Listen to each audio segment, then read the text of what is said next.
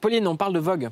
C'est un autre raté, là, c'est pas tout à fait le même, mais c'était censé être l'exclu de l'année pour le magazine Vogue. C'est la couverture de la future vice-présidente Kamala Harris, qui a fait scandale aux États-Unis.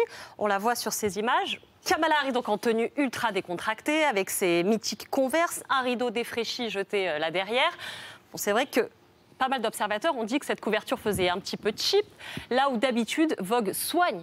On nous a habitués à des mises en scène un peu plus élaborées, comme on peut le voir sur celle-ci, plus recherchée du moins. C'est pas la première couve, pardon, avec un rideau. Hein. Vogue américain, ils aiment beaucoup le mauvais avec rideau. Beyoncé d'ailleurs, Taylor, le mauvais goût. Il l'avait déjà fait. Donc certains vont plus loin en accusant Vogue de manquer de respect à la fonction de la vice-présidente, parce qu'en fait le pays est à feu et à sang, clairement, et on la voit un petit peu trop décontractée. Donc ça peut aussi apparaître comme de la provocation. On fait remarquer en outre qu'elle est la première vice-présidente noire et qu'on a tendance à l'oublier avec cette couverture.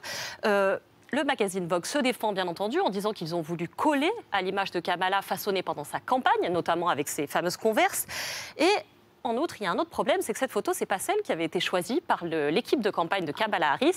C'était celle-ci, en réalité, où elle portait un tailleur bleu, beaucoup plus institutionnel, celui-ci, beaucoup plus formel, même si derrière, on voyait une sorte de table un peu qui fait un peu... Elle est chelou, la table derrière. De voyance ou de massage. On ne sait pas trop, mais c'est un peu chelou, effectivement. Ce massage. Et Vogue a aussi été accusé, par-dessus tout ça, de whitewashing, c'est-à-dire d'avoir éclairci la peau de Kamala Harris. Donc, ils sont formellement défendus de toutes ces accusations. Ils ont démenti, arguant qu'en fait, c'était ce jeune homme, Taylor Mitchell, qui était le photographe et qu'en tant que photographe noir, jamais il n'aurait fait une chose pareille.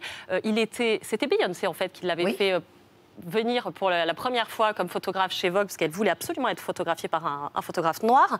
Et c'est pas la première fois pour Anna Wintour aussi qu'elle est accusée de racisme au sein de son magazine aussi, et notamment pendant le mouvement de Black Lives Matter. Ça avait pas mal fait parler. Bref, c'est raté, mais pour info, ce qu'il faut retenir, c'est quand même que Kamala Harris prendra son poste le 20 janvier prochain, et ça, c'est ça qui est important.